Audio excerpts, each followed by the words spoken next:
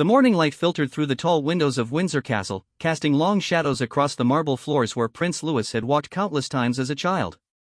Now, at 25, those same corridors felt different beneath his feet. Each step echoed with the weight of decisions that would change everything he had ever known about duty, family, and himself. Louis paused outside the grand chamber doors, his hand trembling slightly as he reached for the ornate handle. Behind those doors waited his father, King Charles, the Privy Council, and a room full of expectations that had been building for a quarter-century. Today was supposed to be his official confirmation as heir apparent, a ceremony that should have filled him with pride. Instead, his stomach churned with a mixture of dread and determination. The previous evening had changed everything. Louis still remembered every word of the conversation that had shattered his carefully constructed world. "Your Highness," his private secretary, Margaret, had said as she entered his study. Her usual composed demeanor was cracked, revealing something that looked dangerously close to panic. "There's been a development. The investigative team has completed their review of the Pemberton Estate incident." Louis had set down his pen, the letter he was writing to a children's charity forgotten. The Pemberton Estate incident. 3 months ago, during what should have been a routine royal visit to a struggling community in Wales, something had gone terribly wrong. A fire had broken out in one of the old tenement buildings, trapping a family on the 3rd floor. While his security detail urged him to maintain distance, Louis had broken protocol and rushed into the building. He had saved them. A mother, father, and 2 young children. But, in doing so, he had discovered something that the royal family, the government, and half the establishment had been desperately trying to hide. What did they find? Louis had asked, though part of him already knew the answer would destroy everything. Margaret had placed a thick folder on his desk. The building was scheduled for demolition 6 months ago. It should have been empty.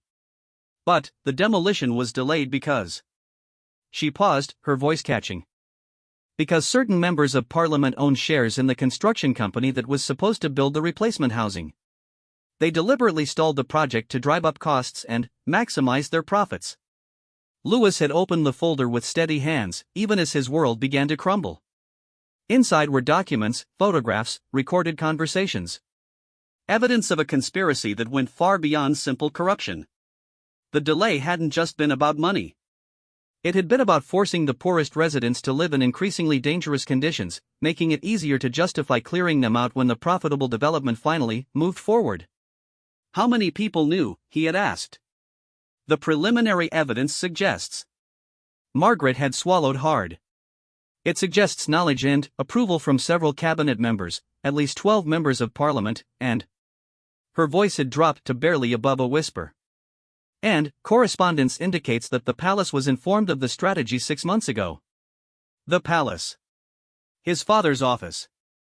The very institution Louis had been raised to serve and protect. But, that wasn't the worst part.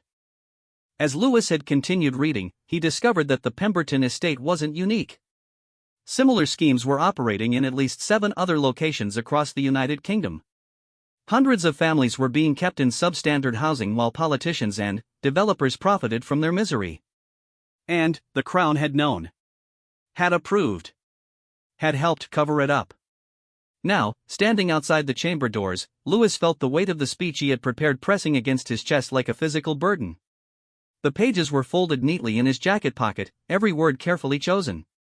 He had spent the entire night writing and rewriting, knowing that once he spoke, there would be no taking the words back. The doors opened, and Louis stepped into the chamber that had witnessed centuries of royal ceremonies. The room was filled with the most powerful people in the country. His father sat on the throne, wearing the ceremonial robes that had been worn by kings for generations. The crown jewels glittered under the chandeliers, and the ancient tapestries seemed to watch from the walls like silent judges. Louis walked slowly down the center aisle, his footsteps echoing in the hushed space. He could feel every eye in the room following his movement, could sense the anticipation that hummed through the assembled crowd. They were expecting a routine ceremony, a young prince accepting his destiny with grace and humility. Instead, they were about to witness something that would shake the monarchy to its foundations. As Louis approached the throne, he saw his father's face clearly for the first time in months. King Charles looked older than his years, the stress of recent scandals having carved new lines around his eyes. But there was also something else there, something that Louis recognized as resignation. His father knew what was coming. Somehow, he knew. "Your Majesty," Louis said, his voice carrying clearly through the chamber. He stopped exactly where protocol demanded, neither too close nor too distant, and executed the precise bow that had been drilled into him since childhood. "Prince Louis," his father replied, his voice formal but not unkind. "Are you prepared to accept the responsibilities that await you?" It was the traditional question, part of a ceremony that had been performed countless times before. Louis was supposed to answer with equally traditional words, accepting his role as heir and promising to serve the crown with honor and devotion.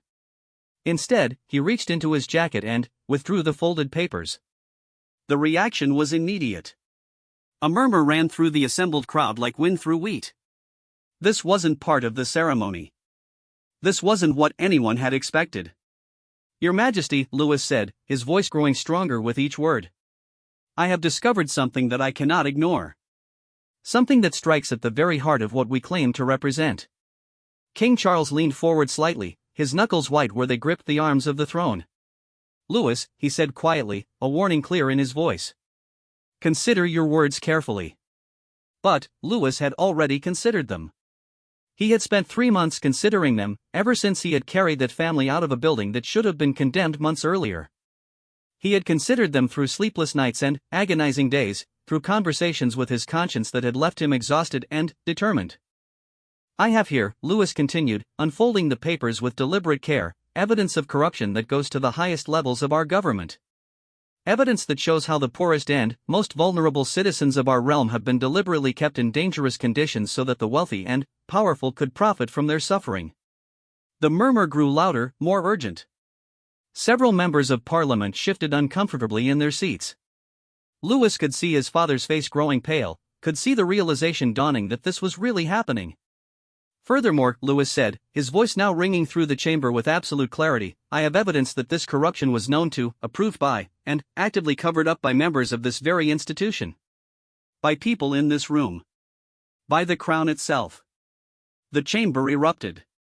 Voices rose in shock, anger, and denial. Several people stood up, their chairs scraping against the ancient stone floor. But, through it all, Louis kept his eyes fixed on his father, watching as the king seemed to age years in the space of seconds. "Louis," King Charles said, his voice barely audible above the chaos. "What are you doing?" It was then that Louis did something that no one in the room expected, something that would be remembered and debated for generations to come. Instead of continuing to stand in the formal position required by protocol, instead of maintaining the careful distance that separated the heir from the throne, Prince Louis took 3 steps forward and, slowly, deliberately, lowered himself to one knee. But he didn't bow his head in submission. Instead, he looked up at his father with eyes that were filled with pain, determination, and an unshakable resolve. The chamber fell completely silent. Even those who had been shouting moments before were struck dumb by the unprecedented sight. A prince kneeling before his king, but not in surrender. In defiance. In a gesture that somehow managed to be both deeply respectful and utterly revolutionary. "Your Majesty," Louis said, his voice carrying to every corner of the now silent room. "I kneel not as your subject, but as your son. I kneel not to submit to a corrupt system, but to honor the values you taught me. The values of justice, compassion, and service to those who have no voice." King Charles stared down at his son, his mouth slightly open, seeming unable to find words. Around them, the most powerful people in the kingdom watched in stunned silence as the future of the monarchy balanced on the edge of a knife. "I have here the names of every person who knew about the Pemberton estate scheme," Louis continued, his voice steady despite the enormity of what he was doing. "I have documentation of 7 other similar operations across the country. I have recorded conversations, financial records, and correspondence that proves a pattern of deliberate cruelty toward our most vulnerable citizens." He paused, taking a breath that seemed to echo in the silent chamber. "And I have made a decision that will either save this institution or destroy it. But, either way, it will be the right decision. The decision that honors what we claim to stand for, rather than what we have become." The silence stretched on, broken only by the sound of Louis's breathing and the distant ticking of the ancient clock that had measured the passage of countless royal ceremonies. King Charles continued to stare down at his son, his face cycling through emotions that ranged from shock to anger to something that might have been pride. Finally, the king found his voice. "Rise," he said quietly. Rise and tell us what you propose to do. Louis remained kneeling. With respect, Your Majesty, I will not rise until I have said everything that needs to be said. Until every person in this room understands exactly what we are facing and what choices we have before us. He held up the papers, and the rustling sound seemed unnaturally loud in the silent chamber. These documents detail a conspiracy that has stolen millions of pounds from public coffers, condemned hundreds of families to live in dangerous conditions, and corrupted the very foundations of our democracy. The conspiracy includes members of parliament, government ministers, developers, and financial institutions. It includes people who have attended royal garden parties, who have been honored by this crown, who have sworn oaths of service to the people of this realm. Louis's voice grew stronger, more passionate, as he continued. But, worse than the corruption itself is the fact that it was enabled and protected by the crown. By us. By the institution that is supposed to be above politics, above greed, above the petty corruptions that plague ordinary governments. We have betrayed the sacred trust that has sustained the monarchy for 1,000 years. Several members of parliament were now whispering urgently among themselves. Louis could see phones being discreetly pulled from pockets, could sense the panic that was beginning to spread through the room as the implications of his words sank in. I have spent 3 months investigating this matter thoroughly, Louis continued. I have consulted with constitutional scholars, legal experts, and advisors from outside the usual palace circle. I have explored every possible option for addressing this crisis while preserving the monarchy and maintaining stability. He paused again, and, when he spoke next, his voice carried a finality that made several people in the chamber visibly flinch. I have concluded that there is only one path forward that preserves both justice and the crown. Only one way to honor our obligations to the people we serve while acknowledging the magnitude of what has been done in our name. King Charles leaned forward, his voice barely above a whisper. What path, Louis? What are you proposing? Louis looked up at his father, and, for a moment, the formal masks they both wore slipped away, revealing nothing but a son and father facing an impossible moment together. Complete transparency, Louis said simply. Full disclosure of every document, every conversation, every decision that led to this corruption. A formal apology from the crown to the people of this realm. The immediate resignation of every person involved in these schemes, regardless of their position or influence. And fundamental constitutional reforms that will ensure such corruption can never again hide behind royal privilege. The silence that followed was so complete that it seemed to have weight and substance. Louis could hear his own heartbeat, could feel the tension in the room like a living thing pressing against his chest. And if these demands are not met? King Charles asked quietly. Louis reached into his other jacket pocket and withdrew a second set of papers. These were different from the first, cleaner and more formally prepared. He held them up so that everyone in the chamber could see them clearly. Then, I formally renounce my claim to the throne, he said, his voice carrying absolute conviction. I abdicate my position as heir apparent, I surrender all royal titles and privileges, and I release these documents to every major news organization in the world, along with my full testimony about what I have discovered. The reaction was immediate and explosive. People jumped to their feet, voices rose in anger and alarm, and several security officers moved closer to the throne, unsure whether they were witnessing a political crisis or a personal breakdown. But, through it all, Prince Louis remained kneeling before his father, his head held high, his eyes never leaving the king's face. He had said what needed to be said. He had offered the choice that would define not just his own future, but the future of an institution that had endured for centuries. The chamber fell quiet again, not from shock this time, but from the collective realization that they were witnessing a moment that would be remembered long after all of them were gone.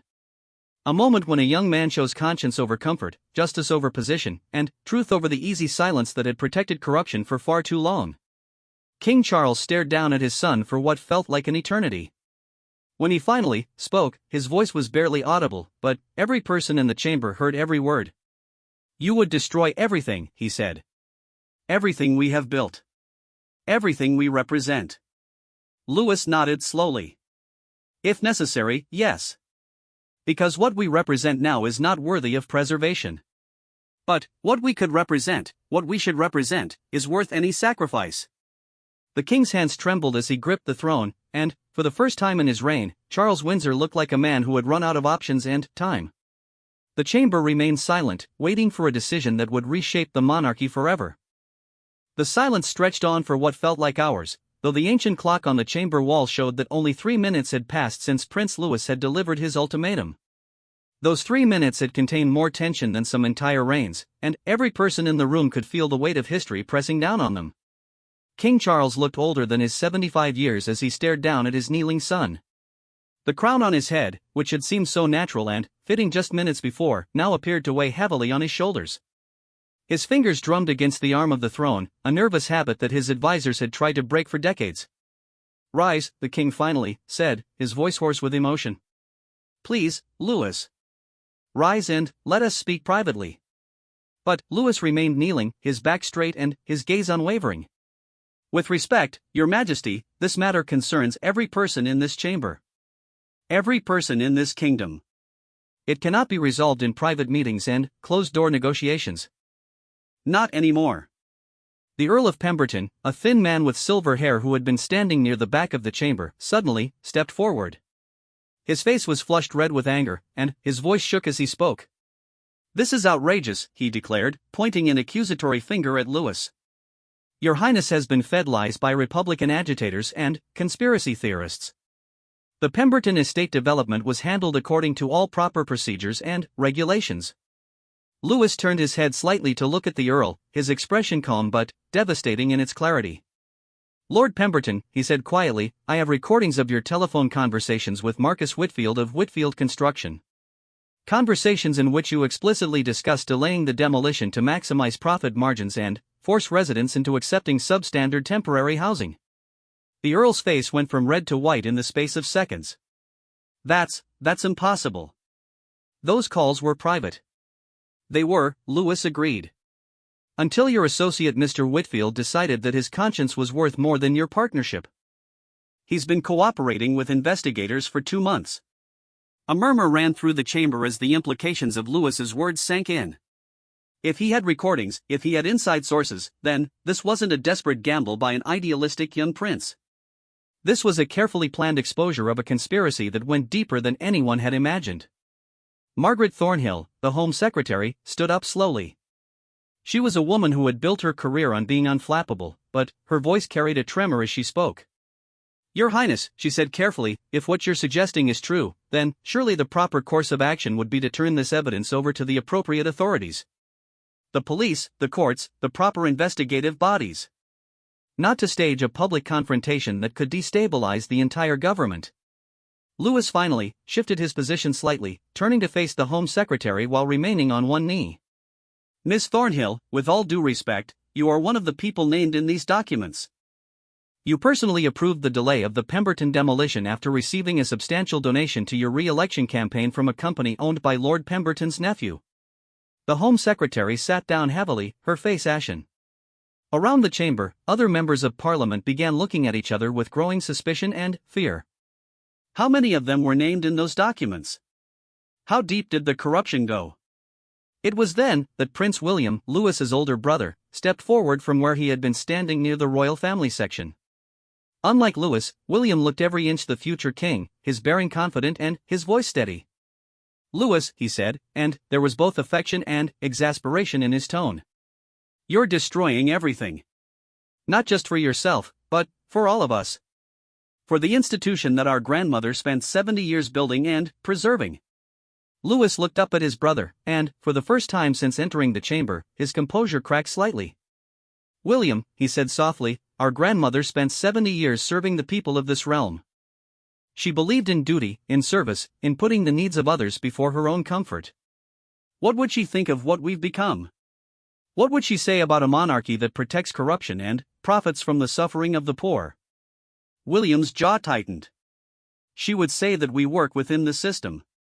That we use our influence quietly, behind the scenes, to make things better. She wouldn't support this public display that risks everything our family has worked for." "The system is broken," Louis replied, his voice growing stronger again. "Working within it means being complicit with it. And our influence behind the scenes has been used to cover up crimes, not prevent them." Queen Camilla, who had been silent throughout the confrontation, finally spoke. Her voice was quiet but carried clearly through the chamber. "Louis," she said, and there was genuine sadness in her tone, "you're asking us to destroy ourselves. To tear down an institution that has provided stability and continuity for this nation for over 1,000 years. Is your conscience worth more than the welfare of millions of people who depend on the monarchy for stability? Louis turned to look at his stepmother, and his expression softened slightly. Your Majesty, he said respectfully, what stability is there in an institution built on lies? What continuity can there be when the foundation is corrupt? The people deserve better than a monarchy that serves the powerful at the expense of the powerless. It was then that Archbishop of Canterbury, who had been standing silently near the altar, stepped forward. His voice carried the authority of centuries of tradition. Your Highness, he said solemnly, the crown has always been imperfect. Kings and queens have made mistakes throughout history. But the institution itself transcends individual failings. It represents something greater than any one person or any one generation. To destroy it in the name of perfect justice is to lose something precious and irreplaceable. Louis looked at the Archbishop, and there was genuine respect in his expression as he replied. Your Grace, you speak of the institution as if it exists apart from the actions of those who lead it. But the crown is not a symbol hanging in the Tower of London. It is the living embodiment of the values we claim to represent. When we betray those values, we make the crown meaningless. When we protect corruption, we destroy everything the institution stands for. The Archbishop fell silent, clearly struggling with the theological and moral implications of Louis's argument. It was then that an unexpected voice joined the conversation. Sir David Morrison, the cabinet secretary and head of the civil service, stepped forward. He was a man who had served under 5 different prime ministers, and his voice carried the weight of institutional memory. Your Highness, he said quietly, I have served the crown for 37 years. I have seen governments rise and fall, scandals come and go, crises that seem like they would destroy everything we hold dear. But the monarchy has endured through all of it because it represents continuity, stability, and the rule of law. Louis looked at Sir David with interest. And what does it represent now, Sir David? What does it mean when the rule of law is subverted by those sworn to uphold it?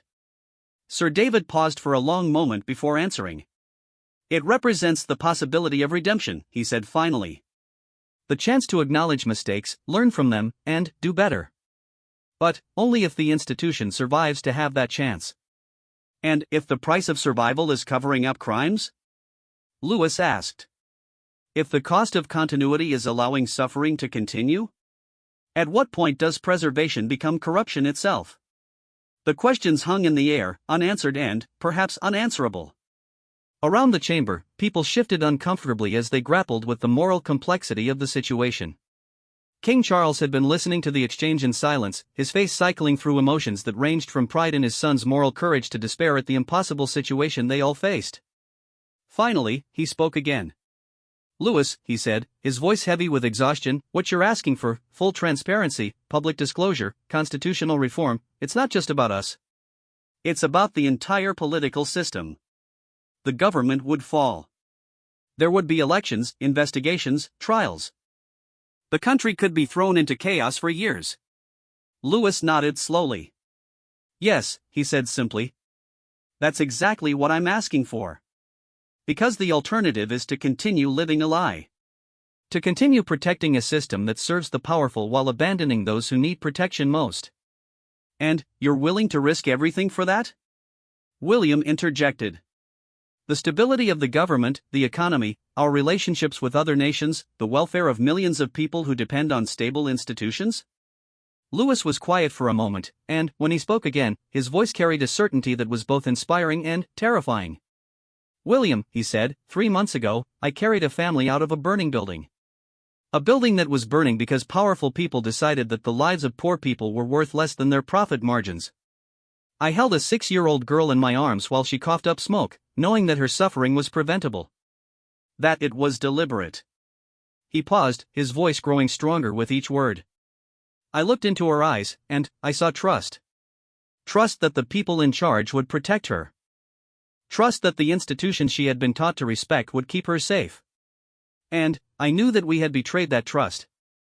That I had betrayed that trust by being part of a system that values stability over justice.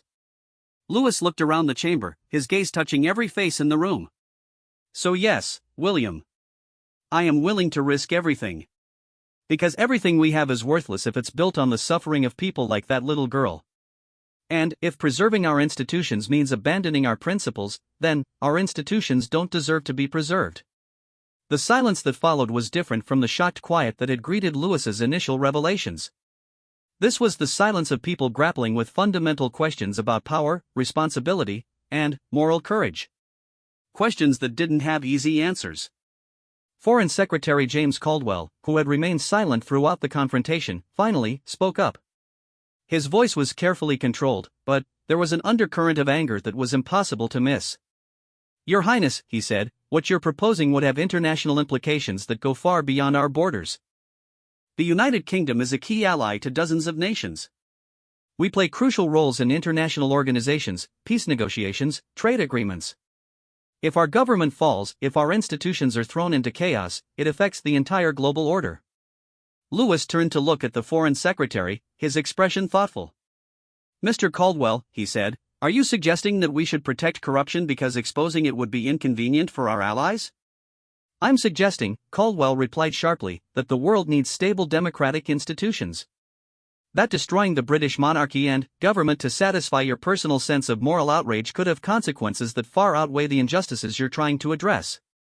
"And I'm suggesting," Lewis countered, "that stable institutions built on corruption aren't stable at all. They're time bombs waiting to explode. Better to rebuild on a foundation of truth than to continue building on lies." Lady Patricia Worthington, the longest-serving member of the Privy Council, stood up slowly.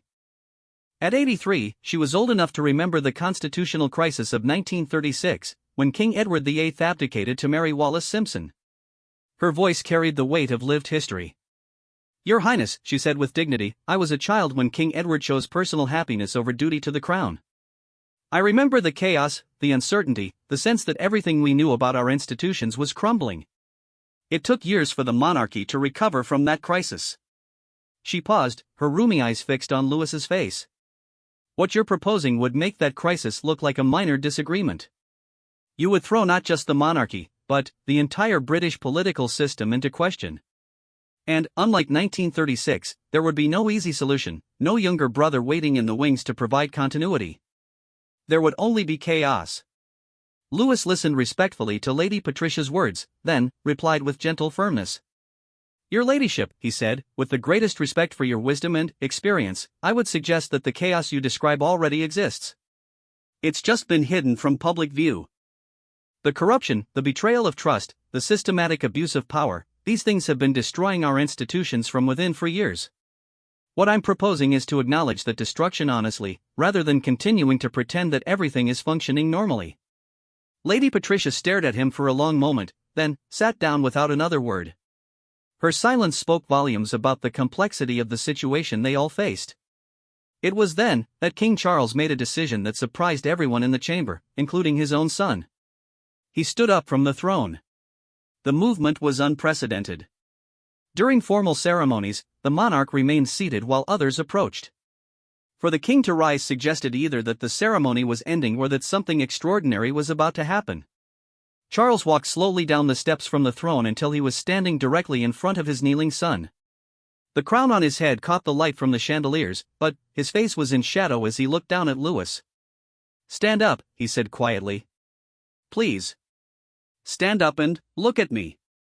For the first time since delivering his ultimatum, Lewis hesitated. Then, slowly, he rose to his feet until he was facing his father eye to eye.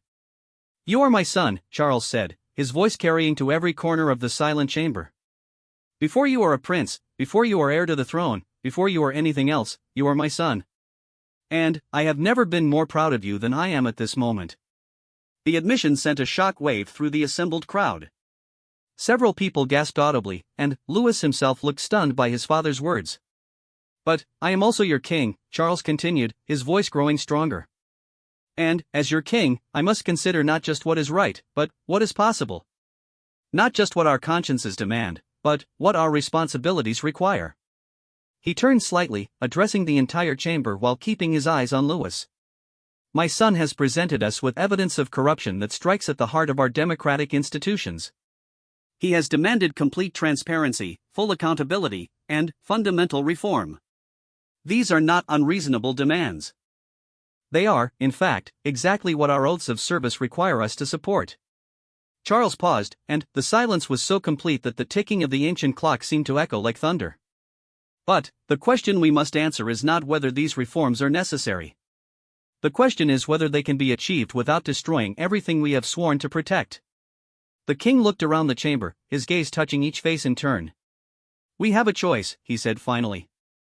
"We can continue to pretend that everything is functioning normally while corruption spreads like cancer through our institutions. We can prioritize stability over justice, continuity over truth, convenience over conscience." Another pause, longer this time. "Or we can choose the harder path. The path that risks everything we have in the hope of building something better. The path that my son has shown us." King Charles turned back to Louis, and there were tears in his eyes as he spoke. "The chamber has fallen quiet because you have spoken truth to power, my son. Because you have reminded us what we swore to be when we accepted our responsibilities.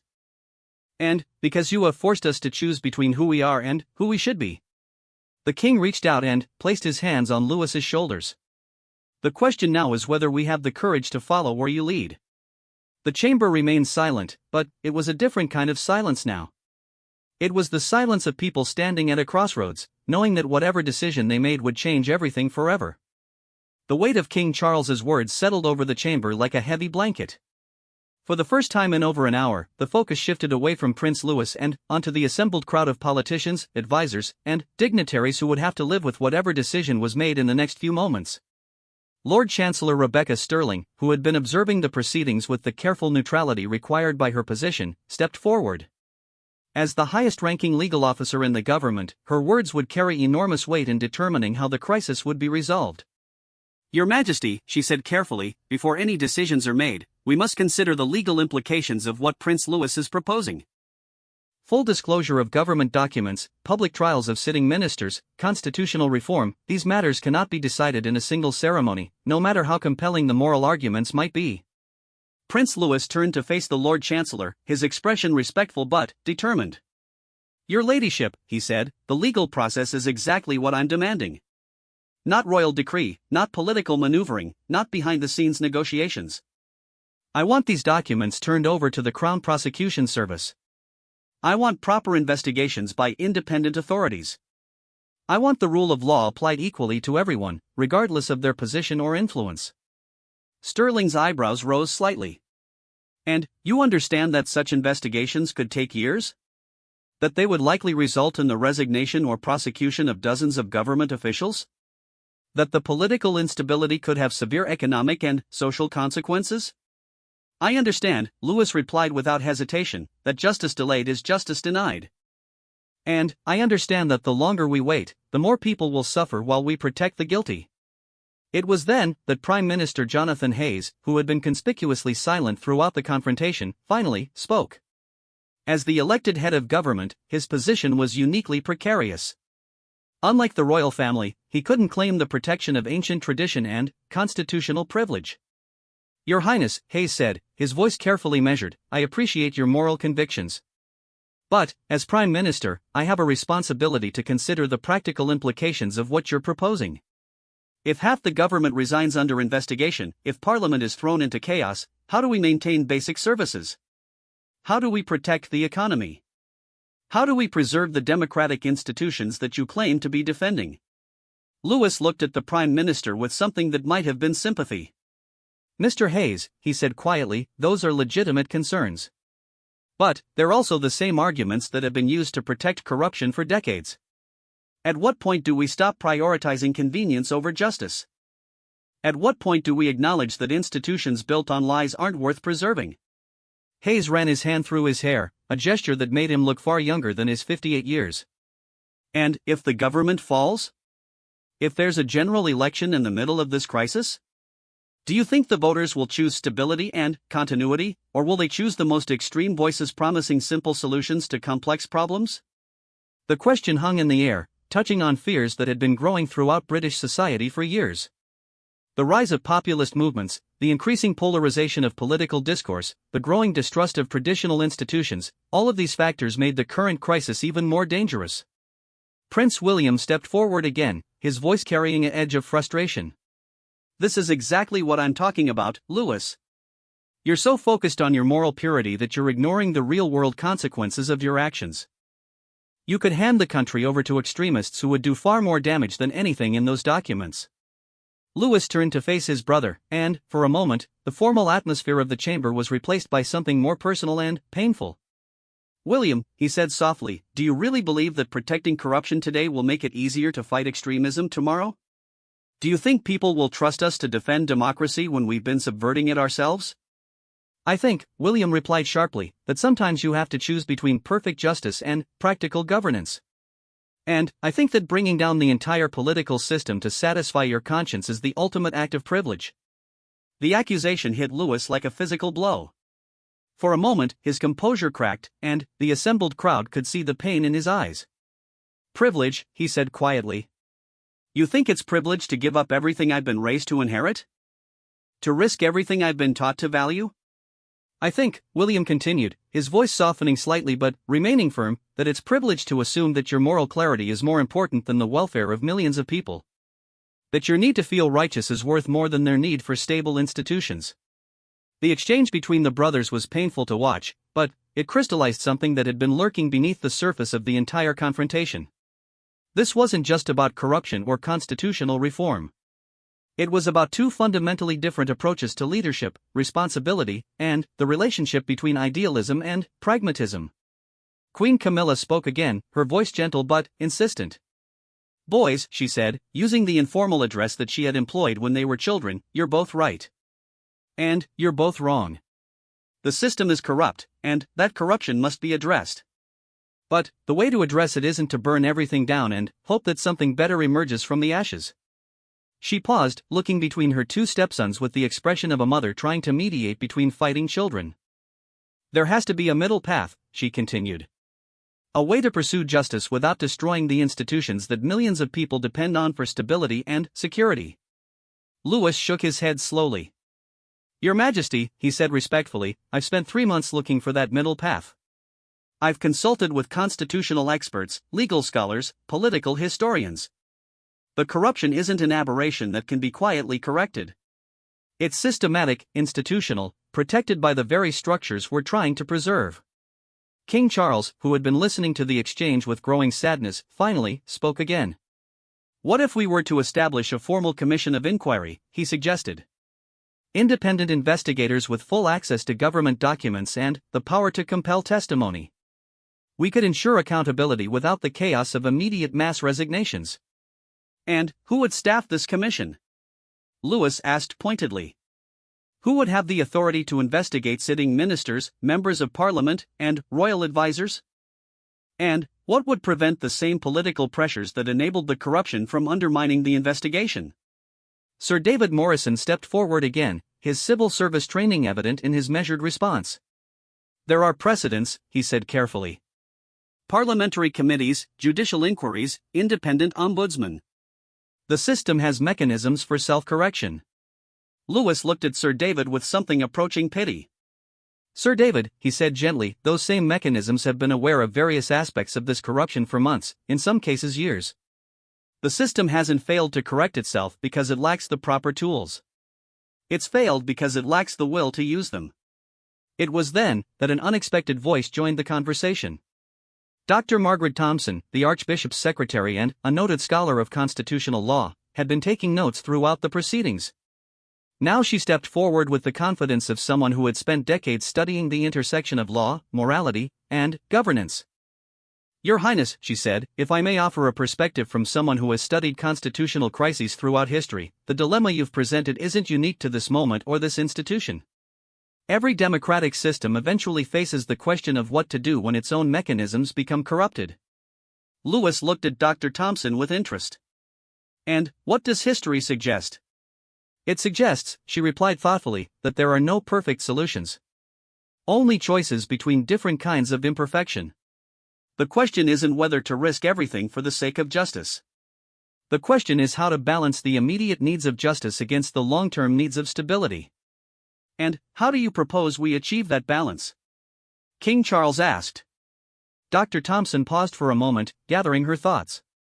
by acknowledging that Prince Louis is fundamentally correct about the need for transparency and accountability, while also recognizing that the pace and manner of reform must be carefully managed to preserve the institutional framework that makes democracy possible. She turned to address the entire chamber. What we need is not a choice between revolution and complacency, but a carefully planned transition from the current system to one that can genuinely claim to serve the public interest. Prince Louis considered her words carefully before responding. "Dr. Thompson," he said, "I appreciate the wisdom of your perspective. But carefully planned transitions have a way of becoming permanent delays. And, while we're managing the pace of reform, people continue to suffer from the corruption we're planning to eventually address." "That's true," she acknowledged. "But the alternative, immediate disclosure, mass resignations, constitutional chaos, could result in even more suffering if it leads to economic collapse or political extremism." The debate continued for several more minutes, with various members of the chamber offering their perspectives on the impossible choice that faced them all. Some argued for immediate action, others for gradual reform. Some emphasized the moral imperative of justice, others the practical necessity of stability. Throughout it all, Prince Louis remained standing in the center of the chamber, his document still in his hands, his resolution apparently unshaken by the complexity of the arguments arrayed against him. But those who knew him well could see the toll that the confrontation was taking. The weight of potentially destroying everything he had been raised to serve was evident in the lines around his eyes and the slight tremor in his voice when he spoke. Finally, it was King Charles who brought the debate to its crucial moment. He walked back to the throne and sat down, then gestured for silence. When the chamber was quiet, he spoke with the authority of someone who had spent decades preparing for exactly this kind of impossible decision. "We have heard many perspectives," he said formally. "We have considered the arguments for immediate action and for gradual reform. We have weighed the demands of justice against the requirements of stability. And now we must make a choice that will define not just our reigns, but the future of the monarchy itself." He paused, looking directly at Louis. "My son has presented us with evidence of corruption that cannot be ignored. He has demanded accountability that cannot be denied. And he has offered a choice that cannot be avoided." Another pause, longer this time. The chamber was so quiet that the sound of breathing was audible. "But he has also demonstrated something even more important than moral courage. He has shown us what it means to put principle above privilege, service above self-interest, and justice above convenience. He has reminded us why we exist as an institution." King Charles stood up again, and this time his movement was decisive rather than hesitant. "Therefore," he said clearly, "we accept Prince Louis's demands. Not because we desire chaos, but because we recognize that true stability can only be built on a foundation of truth." The reaction was immediate and overwhelming. Several members of parliament shouted in protest, others in support. Some people rushed toward the exits, presumably to begin damage control efforts. Others pulled out phones to alert news organizations. The carefully controlled atmosphere of the ceremony dissolved into barely contained chaos. But, through it all, King Charles continued speaking, his voice rising above the tumult. "We will establish an independent commission with full investigative powers. We will provide complete access to all royal correspondence and government documents. We will support the resignation of any official found to be involved in corruption, regardless of their position. And we will work with Parliament to enact constitutional reforms that will prevent such corruption from taking root again." He paused, waiting for the noise to die down before delivering his final words. "The choice before us was never between stability and chaos. It was between honest instability and dishonest stability. Between the short-term pain of accountability and the long-term poison of corruption." King Charles looked directly at Louis, and there was pride and sadness and determination in his expression. "Our institutions will survive this crisis because they will finally deserve to survive it. And history will remember not the monarchy that protected corruption, but the monarchy that chose to destroy it." The chamber erupted again, but this time the chaos felt different. It felt like the chaos of birth rather than destruction, of breaking through barriers rather than breaking down. Prince Louis finally allowed himself to smile, knowing that the most difficult part of his journey was over. But, as he looked around the chamber at the faces of people grappling with the new reality he had forced upon them, he also knew that the real work was just beginning. Destroying corruption was only the first step. Building something better in its place would require all the courage, wisdom, and determination that he and his family could muster. The chamber had fallen quiet when he bowed his head, but now it rang with the sound of a future being born. 6 months after the ceremony that changed everything, Prince Louis stood once again in the corridors of Windsor Castle. But, this time, he wasn't alone. Beside him walked Detective Chief Inspector Sarah Mitchell of the Metropolitan Police, carrying a briefcase full of evidence that would reshape British politics forever. The past 6 months had been the most challenging period in the modern history of the monarchy. True to King Charles's promise, an independent commission had been established with sweeping investigative powers. Led by retired Supreme Court Justice Lord Hoffman, the commission had been given unlimited access to government documents, royal correspondence, and parliamentary records dating back 5 years. The results had been devastating. The Pemberton estate scandal had been merely the tip of an iceberg that extended deep into the foundations of British governance. The commission had uncovered a network of corruption involving 37 members of parliament, 12 government ministers, 6 members of the House of Lords, and dozens of civil servants. The estimated cost to the public purse exceeded £200 million, but the human cost was immeasurable. The investigation had revealed systematic abuse of housing policies, deliberate delays in infrastructure projects, manipulation of government contracts, and the creation of artificial shortages in essential services.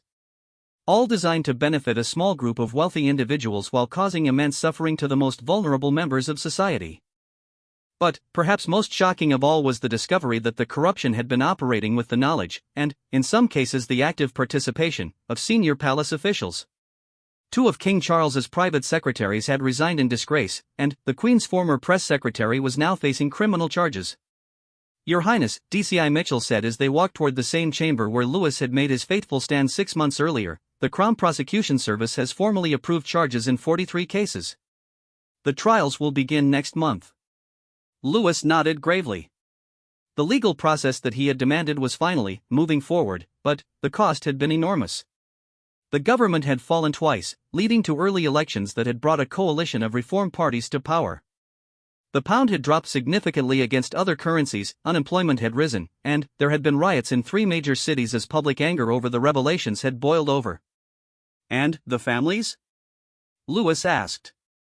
"The people who were actually harmed by these schemes?" DCI Mitchell's expression softened slightly.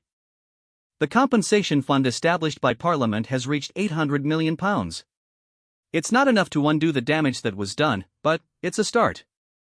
And the new housing initiatives announced by the Prime Minister should help prevent similar situations in the future." They reached the chamber doors, and Louis paused. Today would mark another historic moment, the one that would receive far less attention than his dramatic confrontation 6 months earlier. Today, the Commission would present its final report to Parliament, and the process of constitutional reform would officially begin. Inside the chamber, the atmosphere was completely different from that fateful day in December. The ornate decorations remained the same, but the people were new. Half the seats were occupied by different faces, politicians who had been elected in the wave of reform that had followed the scandal. The other half belonged to survivors of the investigation, men and women who had been cleared of wrongdoing but whose careers had been permanently altered by the crisis. King Charles was already seated on the throne, looking older but somehow stronger than he had 6 months earlier. The weight of the scandal had aged him, but the resolution of the crisis had given him a sense of purpose that had been missing for years. Beside him, Queen Camilla sat with quiet dignity, her presence a reminder that the monarchy had survived its darkest hour. Prince William was there too, though his relationship with Louis remained strained. The brothers had spoken only rarely since December, their fundamental disagreement about the wisdom of Louis's actions creating a rift that might take years to heal. But William had not abandoned his duties, and his presence today demonstrated his continued commitment to the institution they both served. Lord Hoffman, now in his 70s but with the energy of a much younger man, stepped forward to present the Commission's findings. His voice carried the weight of 6 months of painstaking investigation. "Your Majesty," he began formally, "the Commission of Inquiry into Government Corruption has completed its work. We have examined over 50,000 documents, interviewed more than 200 witnesses, and traced financial transactions totaling over £1 billion. He paused, looking around the chamber that was packed with reporters, politicians, and members of the public who had won seats in a lottery system designed to ensure transparency. Our findings confirm that the corruption exposed by Prince Louis was not an isolated incident, but rather the visible manifestation of systematic failures in government oversight, parliamentary accountability, and institutional transparency. The network of corruption we have uncovered represents one of the most serious threats to British democracy in the modern era. The silence in the chamber was complete. Unlike 6 months earlier, when the quiet had been born of shock and uncertainty, this silence carried the weight of resolution and determination. However, Lord Hoffman continued, we have also found that the institutions of British democracy, while damaged, are not beyond repair. The crisis has revealed not only the extent of the corruption, but also the strength of the systems designed to combat it. The press, the courts, the civil service, and ultimately the monarchy itself have demonstrated their capacity to choose truth over convenience, justice over stability. He turned slightly to look directly at Prince Louis. We owe a particular debt to Prince Louis, whose moral courage made this investigation possible. But we also owe a debt to those who had the wisdom to support his demands, even when doing so threatened everything they had worked to preserve. Louis felt the weight of hundreds of eyes upon him, but, for the first time in months, the attention didn't feel burdensome. The Commission's work had vindicated his decision to speak out, but, more importantly, it had demonstrated that change was possible without destroying the institutions that made change possible. Lord Hoffman opened his briefcase and withdrew a thick document bound in leather. This report contains 47 recommendations for constitutional and legal reform. These recommendations are designed not merely to address the specific corruptions we have uncovered, but to strengthen the entire system of democratic accountability. He began to read from the document, his voice carrying clearly through the chamber. First, the establishment of an independent parliamentary ethics office with the power to investigate and prosecute corruption without political interference. Second, mandatory disclosure of all financial interests for members of parliament, government ministers, and senior civil servants. Third, the creation of whistleblower protections that extend to royal household staff and parliamentary employees. The list continued for nearly 30 minutes, covering everything from campaign finance reform to transparency requirements for government contracts. Each recommendation had been carefully crafted to address specific vulnerabilities that the investigation had revealed. But it was the final recommendation that drew the most attention. Finally, Lord Hoffman said, we recommend the establishment of a permanent constitutional monitoring commission, with representatives from Parliament, the judiciary, the press, and civil society. This commission would be tasked with ensuring that the reforms we recommend today are not quietly abandoned when public attention moves to other matters. When Lord Hoffman finished reading, King Charles stood to respond. His voice was strong and clear as he spoke. We accept these recommendations in their entirety, he said without hesitation. Furthermore, we pledge the full cooperation of the Crown in implementing them. The monarchy will not merely comply with these reforms, but will lead by example in demonstrating their importance. The king paused, looking directly at Louis. 6 months ago, my son forced us to choose between comfort and conscience. Today, we can say with certainty that we chose correctly. The path has not been easy, but it has been necessary. Charles gestured for Louis to step forward, and, for a moment, father and son stood together at the center of British power. Prince Louis will chair the Constitutional Monitoring Commission, the king announced. His role will be to ensure that the reforms we implement today become permanent features of our democratic system, not temporary responses to a temporary crisis. The announcement sent a murmur of surprise through the chamber. Louis had not been expecting this appointment, and the responsibility it entailed was enormous. But, as he looked around at the faces in the chamber, he felt a sense of purpose that he had never experienced before. Your Majesty, Louis said, his voice carrying to every corner of the room, I accept this responsibility with humility and determination. The work of reform is never finished, and vigilance against corruption must be eternal. He paused, thinking of the little girl he had carried from the burning building, the family whose suffering had started this entire chain of events. But, today, we can say that their suffering was not in vain. That the system that failed them has been held accountable. And that future families will be protected by the reforms we implement today. Prime Minister Elizabeth Warren, who had been elected in the wave of reform following the scandal, stood to respond. Her coalition government represented a new generation of politicians who had risen to power on promises of transparency and accountability. Your Highness, she said formally, Parliament accepts these recommendations and pledges to work with the Crown to implement them fully. We also pledge that this government will be judged not by our words, but by our actions in making these reforms real and permanent. The ceremony continued for another hour, with various officials formally accepting their roles in implementing the Commission's recommendations. But the real work would begin the next day, when the long process of turning principles into practice would commence. Later that evening, Louis found himself alone in his private study, looking out at the grounds of Windsor Castle. The weight of his new responsibilities pressed down on him, but it was a welcome burden. For the first time in his life, he felt that his position meant something beyond ceremony and tradition. There was a knock at the door, and King Charles entered without waiting for permission. Father and son looked at each other for a moment, the events of the past 6 months hanging between them like a bridge across an enormous chasm. "I wanted to thank you," Charles said quietly, "for forcing us to do what was right, even when it was difficult." Louis shook his head. "You don't need to thank me. You could have chosen differently.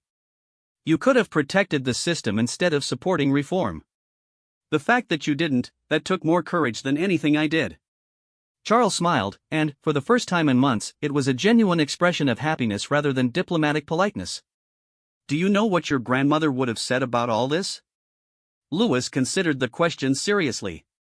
Queen Elizabeth II had spent 70 years navigating crises and controversies, always managing to preserve both the monarchy and her own moral authority.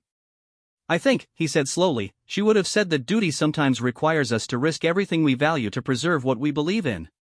"I think you're right," Charles agreed. "And I think she would have been proud of what you did. Proud of what we all did, once we found the courage to follow your lead."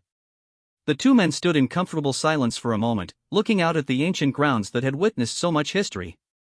Tomorrow would bring new challenges, new responsibilities, new opportunities to prove that the reforms they had implemented were more than just words on paper. But tonight, for the first time in months, both men felt that they had earned the right to represent the crown. Not because of their birth or their position, but because of their choices. The chamber had fallen quiet when Prince Louis bowed his head in December, but now it rang with the sound of democracy renewed and institutions redeemed. The work of reform would continue for years to come, but the foundation had been laid. A foundation built not on tradition or privilege, but on the simple principle that those who hold power must be accountable to those they serve. And that principle, born from the courage of a young prince who refused to look away from suffering, would guide the monarchy into a future worthy of the values it claimed to represent. The story that began with a burning building and a frightened child had become a story of institutional rebirth. And Prince Louis, standing in his study as night fell over Windsor Castle, knew that this was only the beginning. The real test would come in the years ahead, when the spotlight of crisis had faded and the hard work of governing with integrity would continue in the shadows. But, for tonight, it was enough to know that when history called, they had answered. And, when the chamber fell quiet, they had filled the silence with words of truth rather than empty promises. The monarchy would endure, not because it was ancient and traditional, but because it had proven itself capable of change. And that, perhaps, was the greatest victory of all.